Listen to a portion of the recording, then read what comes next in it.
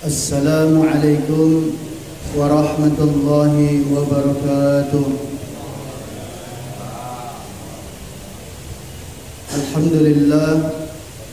Alhamdulillahilladzi wa kafa wa salamun ala ibadihi alladhina istafa.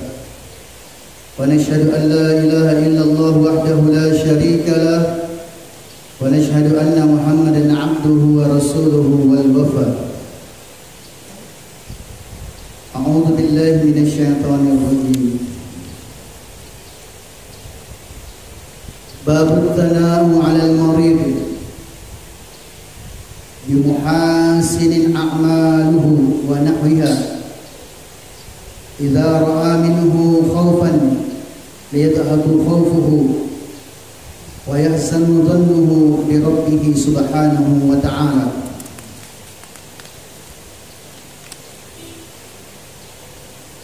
Warana fi sahih al-Bukhari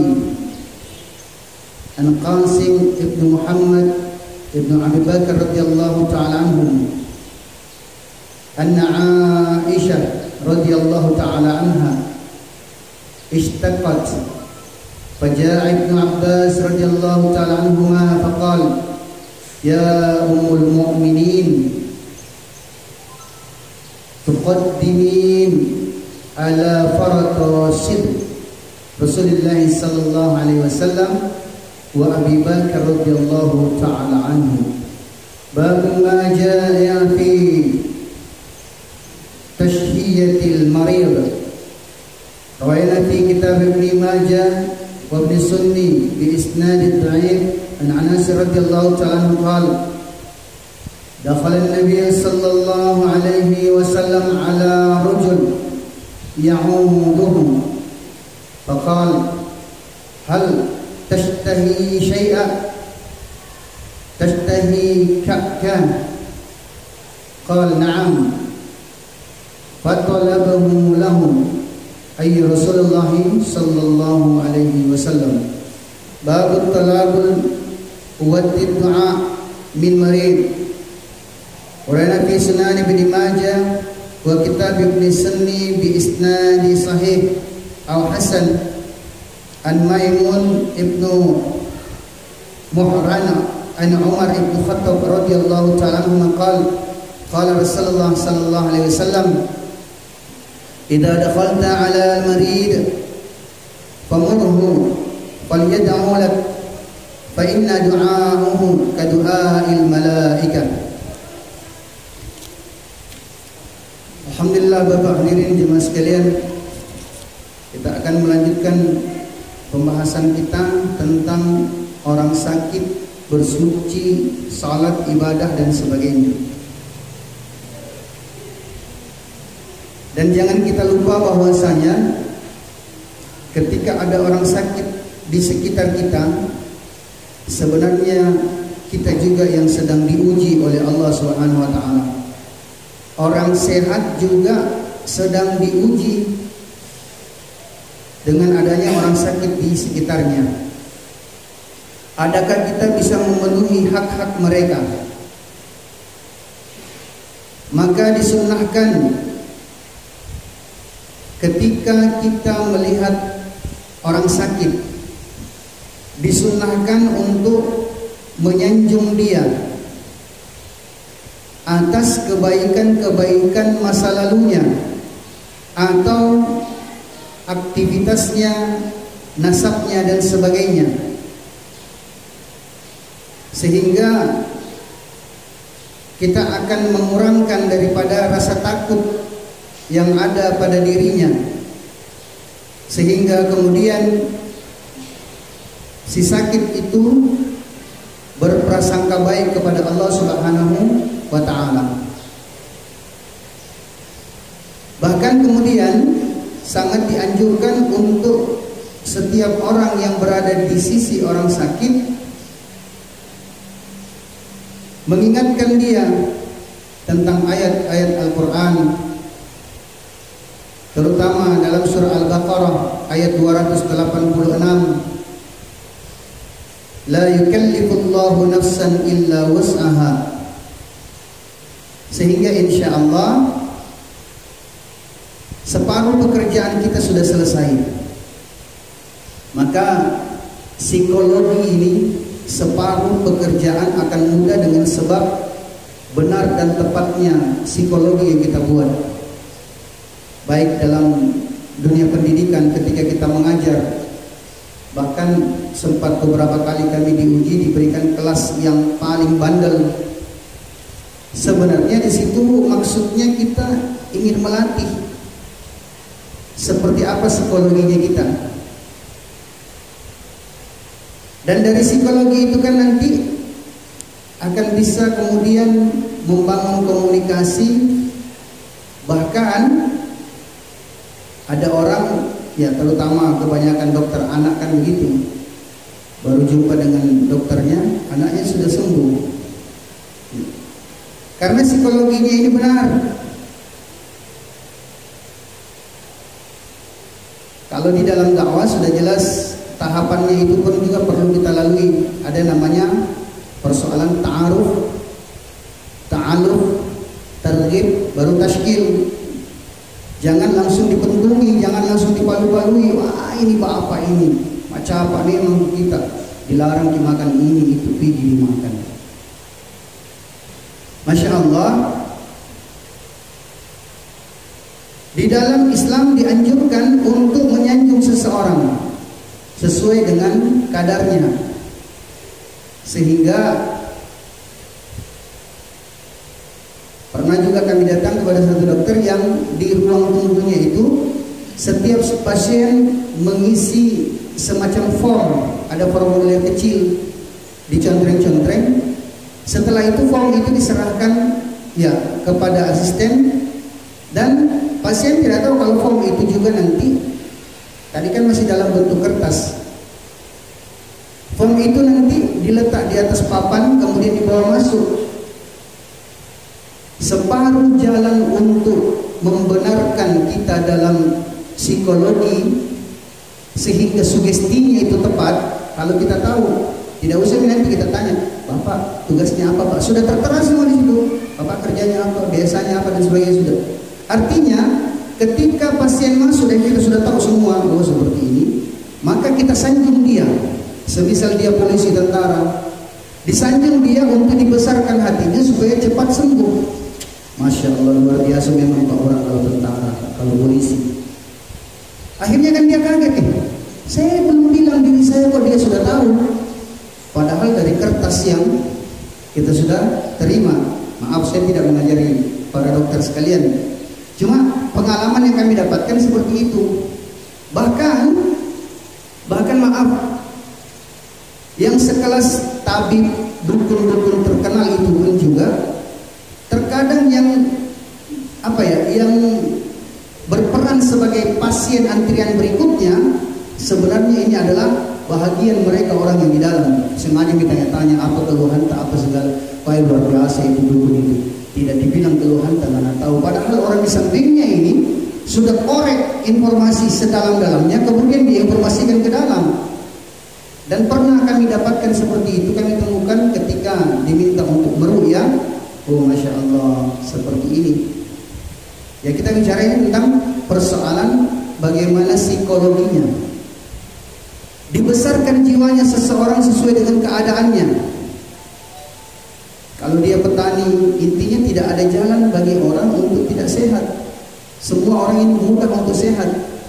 Kalau petani, Masya Allah, kalau kita terbiasa memang kerja berarti mudah bagi kita. Bahkan kita ini masuk ke dalam golongan orang-orang yang dijamin oleh Allah. Kalau setiap pasien kita sampaikan ayat ini, la yukallifullahu nafsan illa wus'aha, kita sudah dapatkan sunnah dan meningkatkan syariahnya. Tidaklah Allah Subhanahu wa ta'ala akan menguji, menimpakan cobaan kepada hambanya melebihi batas kemampuannya. Maka Pak, Masya Allah, Bapak ini dimampukan oleh Allah, dikuatkan oleh Allah. Dan hal tersebut pun juga telah banyak dijelaskan kejadian sejak zaman Rasul sallallahu alaihi wasallam. Kami hanya mengangkat satu kisah dari kitab ini tentang kisahnya Aisyah. Maka di dalam Sahih Bukhari dari Qasim bin Muhammad bin Abu Bakar radhiyallahu ta'ala anhum menjelaskan, adalah Aisyah radhiyallahu ta'ala anha, istri Rasulullah sallallahu alaihi wasallam, semasa beliau jatuh sakit, maka Ibnu Abbas radhiyallahu ta'ala anhu datang untuk menjenguknya, dan dia memberitahukan kepada Aisyah, kelihatan sudah lemes, tapi kok Masya Allah langsung nampak tegar lagi, bangkit lagi. Maka dia beritahu, wahai Ummul Mukminin, tidak ada orang yang lebih awal mendapatkan kesetiaan yang paling dalam daripada Rasulullah dan Abu Bakar melebihi kamu. Karena dia ini Masya Allah disampaikan kepadanya berita-berita gembira, kemudian dia termotivasi, oh iya di banyak orang yang sayang di sekitar saya, maka saya tidak akan kecewakan dia. Begitupun juga kalau kita menjenguk daripada saudara kita, kerabat kita, bahkan pasien kita, sehingga mengetahui hal ihwalnya ini Masya Allah sangat penting sekali untuk memudahkan tahap-tahap pengobatan. Kemudian yang perlu kita lakukan tadi setelah memberikan semangat, kemudian memuji dia, menyanjung dia, maka perlu kita tanyakan hal-hal untuk membangkitkan selera makannya. Karena persoalan makan ini kan salah satu bahagian utama dalam proses penyembuhan. Maka disunahkan untuk membangkitkan selera makan orang yang sakit, seperti mana yang telah diriwayatkan dalam kitab Ibnu Majah dan Ibnu Sunni dari Anas radhiyallahu ta'ala anhu, beliau berkata, satu masa Rasulullah sallallahu alaihi wasallam datang menjenguk seorang laki-laki, yang mana laki-laki tersebut telah diberitakan kepadanya dalam keadaan sakit. Maka Rasulullah sallallahu alaihi wasallam begitu datang, dia lihat keadaannya, dia tunaikan haknya. Pertama disanjung-sanjung, dipuji-puji. Kemudian yang kedua dibesarkan hatinya. Maka yang ketiga ditanya, hal tashtahi syai', apakah kamu menginginkan sesuatu? Mungkin ada yang kita mau makan apa? Ditanya, supaya dia merasa dia tidak sedang sendiri dan dia dipedulikan sama orang lain. Bahkan Rasul sallallahu alaihi wasallam mencontohkan kepada kita, sebelumnya ditanyakan, dulu waktu sehat orang ini sukanya apa? Oh, dia sukanya itu kakka namanya. Kakka itu sejenis manisan, bubur manis yang bercampur dengan kurma. Maka ditanya, ini padahal sudah ditahu seleranya, apakah kamu ingin kakka, katanya. Masya Allah, dia kemudian termotivasi, nampak saja dari wajahnya kalau dia ini sudah mulai mengalami perubahan, semangat sudah. Iya ya Rasulullah, saya ingin. Maka Rasulullah SAW sendiri dengan tangannya pergi mencarikan daripada apa yang diinginkan daripada orang sakit tersebut. Semisal mungkin kalau di kampung kita ya ada orang yang suka seleranya apa dan sebagainya, sebelumnya kita sudah tahu ada orang baru datang. Jadi memang bagus kalau orang baru. Kemudian ditanya, mau kita dibikinkan kapurung, ya kapurung ayam kampung, Masya Allah. Itu sudah mulai bangkit seleranya. Berarti kita menunaikan hak-haknya orang sakit. Kemarin juga kita sudah bahas tentang bagaimana setelah itu melanjutkan dengan memohon agar supaya orang sakit itu mendoakan kita. Bagaimana kok orang sakit mau mendoakan kita? Maka ini juga telah diceritakan, dijelaskan, diriwayatkan dalam kitab Ibnu Majah dan kitab Ibnu Sunni dengan sanad yang sahih ataupun hasan dari Maimun Ibnu Mahran dari Umar Ibn Khattab radhiyallahu ta'ala anhu, beliau berkata, adalah Rasulullah sallallahu alaihi wasallam bersabda, jikalau kalian menjenguk orang sakit, maka beritahukan kepadanya, tolong doakan kami. Kenapa? Fa inna du'aahu, karena sesungguhnya doanya orang sakit itu kadu'ail malaikah. Kemarin dalam rijal yang lain dijelaskan seperti doa para wali, tetapi di dalam bab ini dijelaskan karena doanya dia itu seperti mana doanya para malaikat. Maka Masya Allah, setiap peluang-peluang yang kita bisa lalui ini, kalau yang diceritakan dalam kitab ini adalah terapi pengobatan secara batiniah. Dan kalau orang medis yang melewati melalui tahapan-tahapan tersebut, ini sangat luar biasa. Seperti mana Ibu Sina, ketika beliau berusaha untuk melakukan pendekatan atas pengobatan, maka dia tunaikan hak-haknya. Kemudian setelah itu dia buatkan ramuan kepada si sakit. Meski demikian, ada satu tahap lain yang tidak boleh kita abaikan. Sudah diusahakan bagaimana dia ini diberi syukur secara zahir, secara batin dengan pengobatan dan targhib, maka tugas kita, tugas keluarganya yang ada di sekitarnya, dan kita ingatkan juga, yakni untuk menjaga kesuciannya.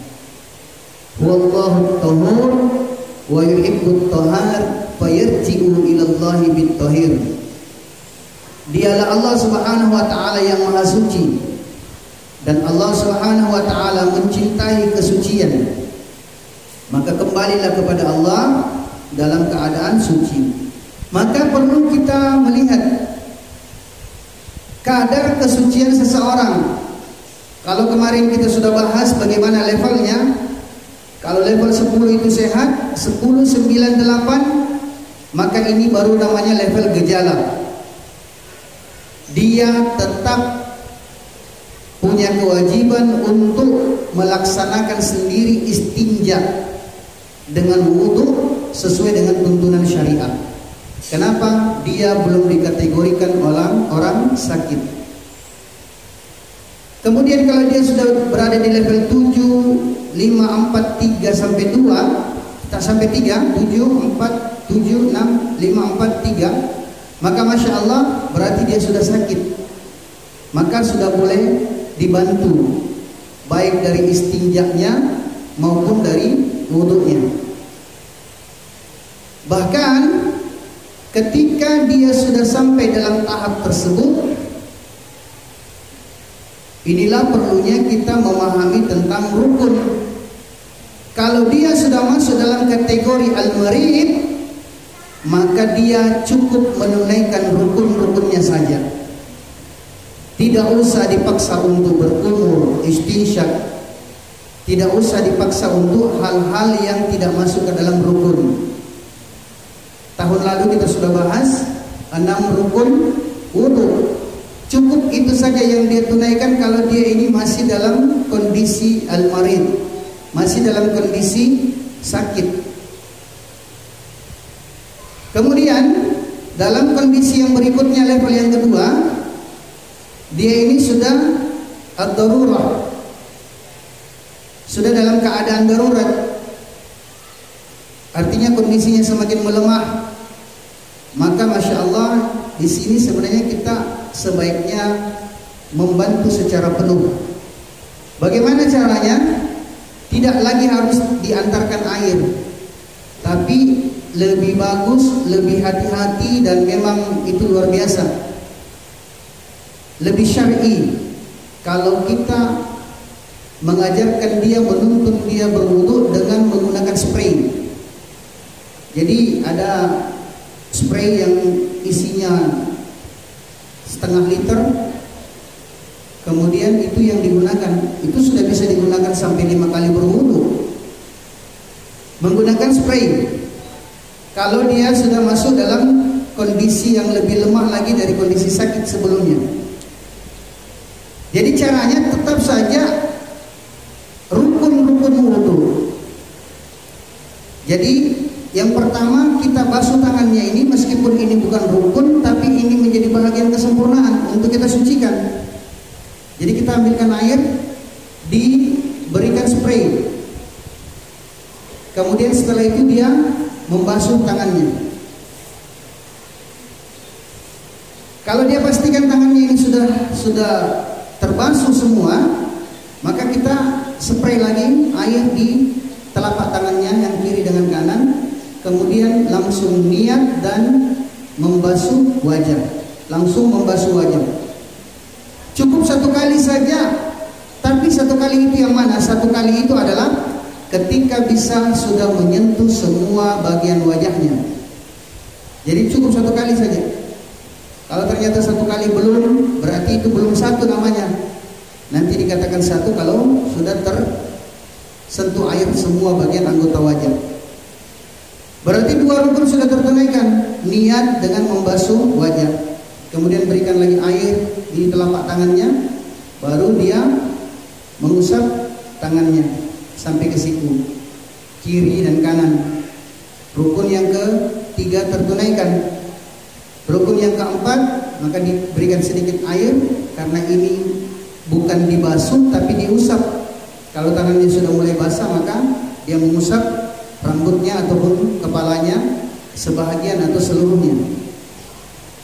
Rukun yang kelima, boleh kita bantu kalau sudah mulai agak sulit untuk bangun bersandar, kakinya itu kita yang langsung sela-sela jarinya sambil kita berikan spray, kemudian kita basuh kakinya. Kemudian setelah itu sudah selesai wudunya dengan sebab mualah. Jadi 6 rukun wudu tertunaikan bagi orang yang tadi dia dalam keadaan ad-darurah. Cuma ketika seorang dibantu berwudu, maka satu dari anggota keluarganya yang tidak bisa membantunya, yaitu istrinya. Kenapa? Karena bersentuhan dengan istri batal wudu. Tadi sungguh saya lihat, Masya Allah, ada pemandangan indah. Suami istri jalan ke masjid, suaminya gandeng tangan istrinya. Saya lihat, oh ini gandeng tangan. Saya lihat tidak pakai alas, kerudungnya istrinya ditarik ke atas, suaminya pun tidak pakai alas, gandengan. Saya lihat sampai ke masjid, sholat, Masya Allah, istighfar. Saya takut, ya Allah, ini kok seperti ini modelnya. Padahal dengan begitu sudah batal wudunya. Kecuali kalau dalam keadaan darurat, misalnya tidak ada betul nih orang yang mau membantu, tidak ada nih orang yang menolong, maka kita beralih dengan pendapat mazhab Imam Abu Hanifah ataupun juga Imam Malik. Bagaimana pemahaman mereka dengan kaifiat wudu yang dianjurkan. Lanjut level yang berikutnya, level yang ketiga. Level yang ketiga ini dari -3 sampai -7. Ini sudah al-masyaqqah. Kalau orang sudah al-masyaqqah, maka mulai dari istinjanya sampai berwudunya tidak lagi diperlukan. Kenapa? Memang sudah keadaannya seperti itu. Tadi kalau level 10 sampai 8, istinjanya sendiri, wudunya sendiri. Kalau dia masuk di level pertama sakit, maka ya sudah mulai dibantu. Kemudian yang ketiga, dibantu secara keseluruhan dan mengambil bahagian rukunnya saja. Tapi kalau dia sudah al-masyaqqah hatta istinja, Kalau dia bahkan dia beraki badannya, dia kencingi badannya biar tumbuh. Bahkan dia tidak perlu harus dipaksa untuk berwudu. Namanya sudah masyaqqah. Nah, insya Allah di akhir nanti kita mau bahas. Karena sedikit-sedikit saya lihat kaku juga orang. Sedikit-sedikit, bacakan Yasin. Belum makanannya Yasin. Insya Allah di akhir kita akan bahas tentang itu. Apa yang mesti kita buat. Jadi kalau dia dalam keadaan sudah masyaqqah, sudah kritis, sudah kritis betul. Jadi tidak perlu lagi diwudukan, tidak perlu lagi diistinjakan, tinggal diingatkan. Berarti dia masih respon sama kita, diingatkan saja. Pak, Bu, masuk waktu sholat zuhur, sholat id. Dia sholat menurut keadaannya. Dan mulai saat itu kita sudah mulai hitung, lihat, oh beliau ini mulai hari Senin sholatnya begini. Artinya ketika ternyata dalam keadaan masyaqqah sholatnya seperti itu, dalam keadaan apa adanya, meskipun dia itu berhadas, bernajis, maka Masya Allah dia kemudian ternyata mengakhiri hidupnya dengan keadaan seperti itu, maka lepas baginya tanggung jawabnya, tidak lagi ada kewajiban baginya. Sudah, dia itu terhitung orang yang menunaikan perintah Allah. Kecuali kalau ternyata dia sehat kembali, maka tadi kita hitung, oh dia ini sakit 1 pekan, sholatnya seperti itu. Maka ketika dia sudah mulai sehat betul, beritahu tabe, ya ada sholat yang harus kita qadha. Ada sholat 7 hari dikali 5, 35 kali. 35 kali itu dari waktu duha sampai zuhur selesai, Pak. 1 pekan sholatnya mau diganti. Kaifiat mengganti sholat itu adalah yang namanya mengganti. Misalnya 7 hari mau diganti, subuh semua kita sikat dulu. Meskipun di waktu kita datang jam 8 sholat duha, subuh semua dulu 7 kali. Kemudian zuhur semua 7 kali, asar semua 7 kali, maghrib, isya, selesai. Dalam 1 waktu sholat kita bisa menembus kekurangan sebanyak 7 hari yang kita qadha di dalam sholat. Jadi jangan lagi dipaksakan untuk berwudu dan sebagainya ketika orang sudah dalam keadaan masyaqqah. Wallahu a'lam bishawab. Mungkin ada yang mau ditanyakan, Pak? Ya, silakan. Tentang orang sakit itu ditanyakan. Tadi kan kita bilang bahwa salah satu hak kita untuk menerima sakit adalah memberikan dia rasa gembira daripada senang. Nah, bagaimana Ustaz cara yang dilakukan ketika orang sakit tersebut yang bilang dokter bahwa tidak bisa makan makanan ini karena makan parah, tetapi dia mau minta yang itu Ustaz. Apa yang harus kita lakukan Ustaz? Yang kedua Ustaz, ini tentang tadi bersentuhan dengan istri ketika kita bersuci atau berwudu. Nah, dalam Islam kan dibilang bahwa menyentuh mahram itu dalam hal ini bahwa istri itu adalah mahram kita, itu kan diperbolehkan. Tetapi dalam hal ini 2 pendapat ulama mengatakan bahwa menyentuh istri itu dalam hal bersuci itu diharamkan dan yang sudah tidak diharamkan. Nah, misalnya Ustaz, bagaimana caranya kita mengikuti pendapat yang mana seharusnya tidak menyentuh Ustaz? Karena 2 versi ini ada yang mengatakan haram, ada yang mengatakan tidak. Boleh dijelaskan kembali sampai terkait. Jadi dilihat keadaannya, kondisinya seseorang. Pernah saya sakit, Pak, cukup lama, 21 hari tidak makan apa-apa, tidak bisa. Bahkan air saja untuk ditelan itu menangis kita, Masya Allah. Ternyata setelah 21 hari lemas sekali, ada teman yang datang seperti itu, Masya Allah, memberitahukan sesuatu yang bahkan muncul dalam pikiran, ada di dalam benak, tapi dia Masya Allah sampaikan. Dan itu menjadi sebab, ya, begitu diberikan anggur hitam, buah anggur hitam, Masya Allah, luar biasa. Saya perasaan itu makanan pertama yang saya makan selama 21 hari. Ya. selama 21 hari tidak pernah makan apa-apa. Ya kalau mau dikatakan COVID, saya kena COVID saat itu. Pokoknya modelnya seperti apa Pak, Masya Allah. Kalau perlu kepala ini dibawa baru bisa enak perasaan. Dan saya pasrah. Ternyata setelah saya makan anggur, saya maksimalkan sekuat apa yang saya makan. Dan ternyata itu suplemen pertama yang kemudian ya membantu proses penyembuhan. Setelah selesai, saya baru cari-cari browsing hanya Dr. Zaki. Oh ternyata memang Masya Allah, salah satu manfaat daripada anggur adalah untuk itu, anggur hitam. Jadi kebanyakan teman-teman sekarang kalau dia lemes apa, ya kita banyak berikan anggur hitam, buah anggur.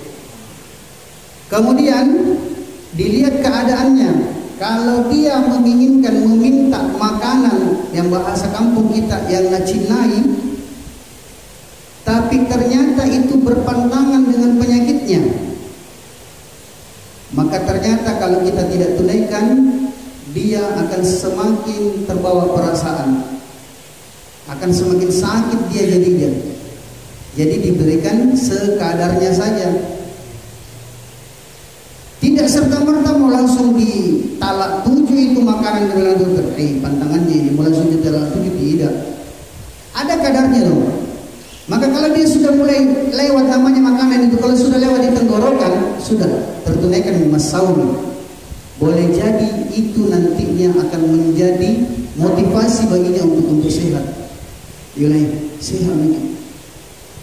Ada teman kami anak Mapala, ini anak Mapala lain dia punya apa ya, filsafatnya yang dia pakai ini lain.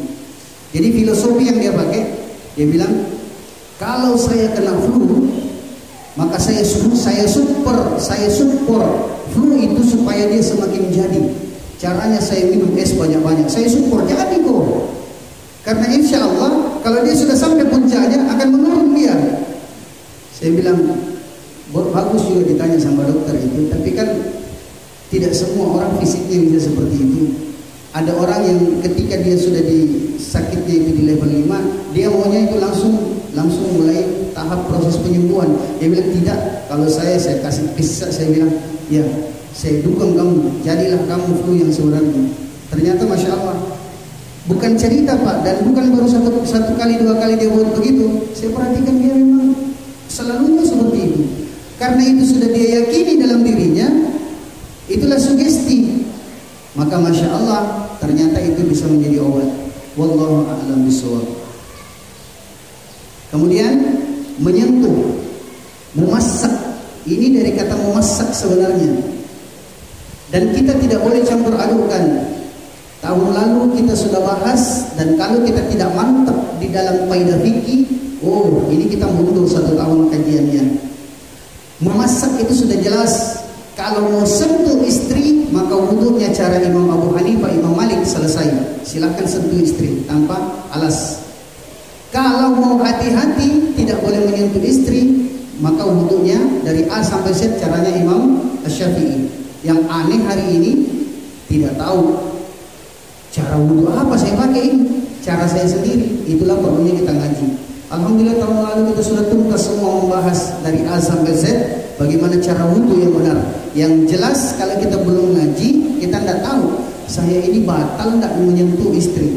Jadi kata memasak di sini, memasak bersentuhan. Saking hati-hatinya Imam Asy-Syafi'i memahami tentang kata memasak, maka bersentuhan kulit dengan kulit tanpa alas membatalkan wudhu. Wallahu a'lam. Ya, Bismillahirrahmanirrahim. Ya, saya tanyakan ini Ustaz, apakah berdosa apabila ada di dalam hati kita saya cengkel pokoknya sama orang sakit. Contohnya begini Ustaz, ini kan orang sakit kita mendekati, pokoknya ibu atau bapak atau mama, kalau dia sudah terlalu apa, kita mau makan apa? Jadi dia bilang, iya nak, saya mau makan putu mayang. Pokoknya kan macam putu mayang susah didapat. ingin mencarikan dia sehingga sudah ada di dekatnya dan dosa makan cuma sedikit Ustaz. Maksudnya ada dalam hati kita bahwa jauh untuk mencari ambil ini dan sedikit saya menyalahkan. Apakah berdosa Ustaz? Iya, terima kasih. Ini harusnya dikaitkan dengan persoalan ngidamnya ibu hamil. Beda ngidamnya ibu hamil dengan hasrat keinginan makannya orang sakit. Di dalam Islam tidak ada itu ngidam. Dan boleh kita lihat juga perspektif pandangan medis seperti apa ngidam. Ternyata ngidam itu muncul dengan sebab lemahnya fisik, sehingga kemudian terlepas zikirnya, maka digoda dia dengan syaitan. Maka sebenarnya ngidam itu adalah bahagian daripada tipu daya syaitan. Sehingga kalau seorang istri dia meminta sesuatu mengatasnamakan janinnya belum lahir, ibunya sudah berdosa sama anaknya. Dan ini bisa malah menimbulkan dosa besar lagi kalau dia membiarkan dirinya dalam keadaan seperti itu. Godaan setan semakin kuat sehingga mencari sesuatu yang mustahil, yang tidak ada, mencari sesuatu yang tidak ada, maka itu bisa masuk ke dalam dosa besar, menyusahkan orang. Makanya kalau kita bisa paham seperti itu, di mana letak kekeliruannya ini, insya Allah setiap ibu harus yakinkan dulu dalam dirinya, tidak ada itu ngidam. Saya yang lemah, amal saya yang lemah. Kan sudah mulai kacau pikirannya orang, Pak. Kalau sudah ada satu benda lain yang ada dalam perutnya, jangankan itu, satu ekor semut saja masuk di badan kita, ini pikiran kita ini sudah macam-macam ini. Apakah ini kelabang atau ini dan sebagainya. Pokoknya sudah kacau pikiran kita.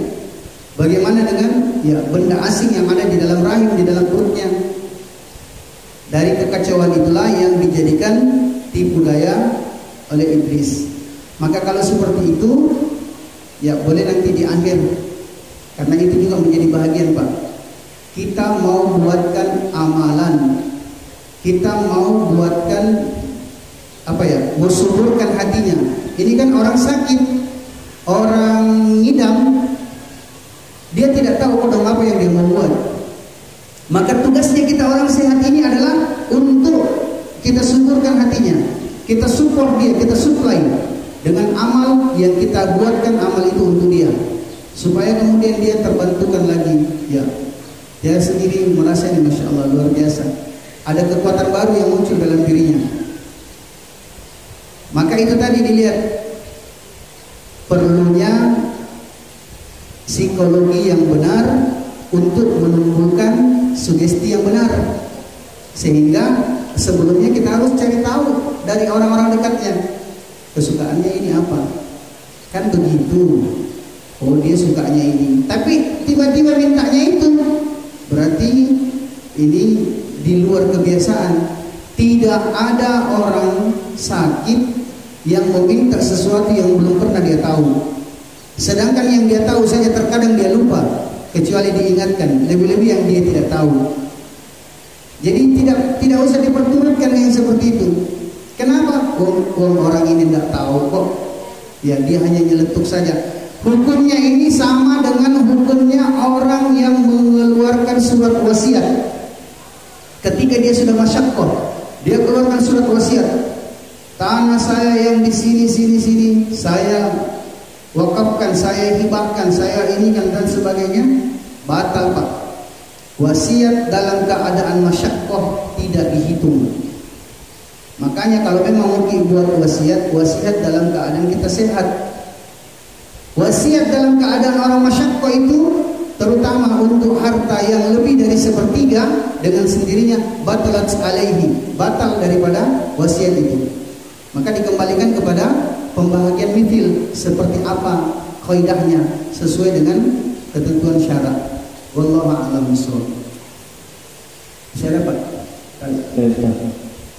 Tadi pertanyaan tak sudah Pak? Apa tadi yang itu ya? Dan tadi sudah dikatakan di awal Pak, kita yang sedang diuji juga memang. Kita yang sedang diuji. Jadi ya tinggal kita sangku saja ya ujian putus dikasih saya ini. Ya mungkin saya dulu begini waktu kecil Kak sama orang tua. Lebih-lebih kalau orang tua. Saya kayaknya ini Allah munculkan sama saya ini. Saya dulu begini nih rewel waktu muda. Dan sekarang kalau saya lihat orang tua saya rewel untuk menegur saya. Dulu waktu kamu rewel orang tuamu sabar. Sekarang giliran orang tuamu yang rewel kok kamu tidak bisa sabar. Iya, tapi yang saya menanyakan bagaimana cara mensucikan pakaian kita yang kita pakai setiap hari untuk bekerja, kalau kita pakai sholat. Terus apa hukumnya jika pada saat pakaian kita terkena najis, kalau kita tidak tahu bahwa ia terkena najis, kalau kita menggunakan sholat ataukah sholat kita sah atau batal? Terima kasih. Masya Allah. Bersuci Pak. Tahun lalu kita sudah bahas, diulang lagi untuk direfresh. Bahkan pertanyaannya ini kan ya semakin mengerucut. Menggunakan pakaian yang mana terkena najis tergantung dari kita. Kita lebih tahu kondisi kita Pak. Kalau kita tahu kita punya klep itu sudah aus, sudah bocor dan sebagainya, maka yakin dan percaya Pak, insya Allah pakaian kita kena najis. Artinya ada orang kan memang sudah seperti itu. Tapi ada orang yang dia itu usianya sampai 40 tahun lebih, dia itu Masya Allah masih kuat dia. Saya Pak terkadang jangankan Palu, waktu saya tinggal di Masamba, dari Masamba saya sampai ke Jakarta, alhamdulillah tidak pernah masuk toilet. Dan saya lihat, Masya Allah, Allah masih jaga saya di sini, berarti masih bagus klepnya kalau begini. Kan ada orang perjalanan Makassar Palopo saja itu terkadang sampai 3 kali 5 kali harus masuk toilet. Saya bilang, di mana letak kelirunya ini orang? Oh berarti dia sudah bermasalah, dia punya klep. Dan kita kan tahu diri kita. Dan kalau laki-laki dewasa, lebih-lebih yang memang sudah bisa tahu dirinya, yakin dan percaya. Kalau perempuan hampir seluruhnya. Kalau laki-laki tertentu, ada yang namanya cairan itu yang namanya madhi. Kalau kita capek, kita terlalu aktif dan sebagainya, ada cairan yang namanya madhi. Insya Allah ya, kalau klep kita tidak bagus, itu akan keluar dengan sendirinya dan itu najis dan kita tidak sadari. Maka bagaimana caranya? Caranya gampang ya, kita selalu periksa sebelum kita sholat, diperiksa, dilihat. Atau mau lebih hati-hatinya lagi ya, kita perbaiki, kita punya istinja sesering kali. Bahkan Masya Allah, kalau najis yang terlihat kan gampang, yang datang ini najis yang datang gampang bisa kita lihat. Kalau hadat ini yang bahaya, yang dari diri kita keluar hadat dan sebagainya. Dan itulah yang menjadi sebab ditakutkannya oleh Sayyidina Utsman ketika beliau melewati kuburan. Maka pada saat itu onta ataupun kuda yang ditumpangi oleh Sayyidina Utsman langsung mengamuk. Akhirnya dia berhenti. Maka dijelaskan oleh Rasulullah. Dia bertanya, ya Rasulullah, kenapa seperti ini? Rasulullah jelaskan, tidaklah onta ataupun tunggangan kamu, kuda itu mengamuk kecuali mendengarkan orang yang dalam kubur ini sedang disiksa. Dan siksa yang diberikan kepadanya dengan sebab dia mengabaikan persoalan istinja, persoalan bersuci. Ya, maka bersuci itu Pak, tahun lalu kan kita sudah bahas, yang dibutuhkan berdeham. Berdeham di sini kalau kita bahas secara tarekah tasawufnya, di sini itu ada saraf yang kalau itu bergetar ketika kita berdeham seperti saklar pada lampu untuk kemudian memeras daripada kantong kemih. Beda Pak. Itu terasa. Kalau orang bagus istinjanya, Dan itu akan dijawab dengan jalur tasawuf. Jadi kalau ada seperti itu, kita lihat kondisi kita. Saya ini alhamdulillah ya masih bisa terjaga, masih bisa normal. Kalau sudah mulai mikir tidak seperti itu ya, kayaknya kita harus perlu hati-hati bawa pakaian ganti, pakai sarung atau apa. Wallahu a'lam. Masih ada yang lain, Pak? Ya, lanjut ke tayamum. Jadi tayamum boleh saja langsung kepada orang yang dia itu baru level 7, baru mulai sakit. Tapi sakitnya sudah jelas-jelas dia tidak boleh sentuh air. Sakitnya dia tidak bisa sentuh air. Orang kena malaria, jangankan sentuh air, lihat air saja dia sudah semakin meriang, semakin ganas malarianya. Atau orang yang luka-luka dan sebagainya. Jadi dia tidak bisa sentuh air. Caranya tadi, kalau dia itu janabat, mandi junub, dia itu dalam keadaan janabat, hadas besar, maka istinjaknya juga dia itu cukup dengan menggunakan tisu. Ketika dia buang air, 3 tisu. Satu tisu pertama adalah untuk mengeluarkan airnya. Kemudian tisu yang kedua untuk mengeluarkan asarnya. Tisu yang kedua, yang ketiga adalah untuk mensucikannya. Sudah cukup dengan 3 tisu.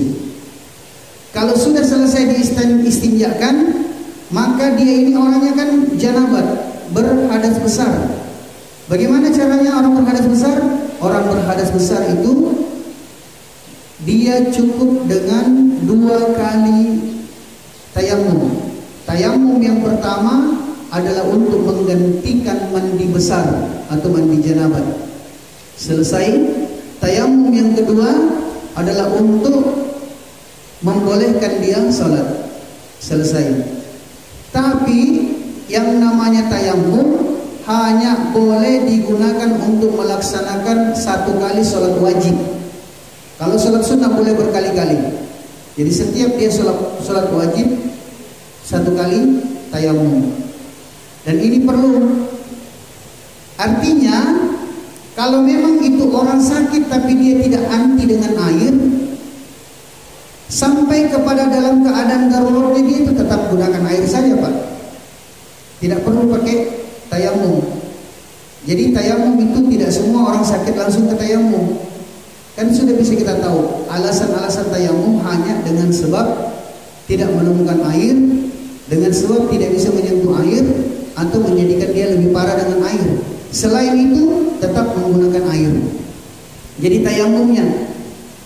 Begitupun juga nanti ketika dia dalam keadaan masyaqqah, dalam keadaan kepayahan, dia ini sudah levelnya dari -3 sampai -7. Artinya kan kalau sudah -8 itu seperti yang dijelaskan kemarin, otomatis alat-alat yang menempel di badannya sudah mulai dilepaskan, karena sebenarnya dia sudah ya menuju untuk proses tahap nasa dan sakaratul maut. Wallahu a'lam. Cukup hari, insyaallah. Kita lanjutkan besok tentang salatnya. Kemudian setelah itu amal-amal yang mesti kita buat. Bagaimana mengarahkan seseorang ini untuk kemudian lebih memudahkan dia sampai kepada tahap nasa dan sakaratul maut. Subhanakallahumma wa bihamdika nashhadu an la ilaha illa anta nastaghfiruka wa natubu ilaik. Subhana rabbika rabbil izzati amma yasifun wa salamun 'alal mursalin walhamdulillahi rabbil alamin. Wassalamu alaikum warahmatullahi wabarakatuh.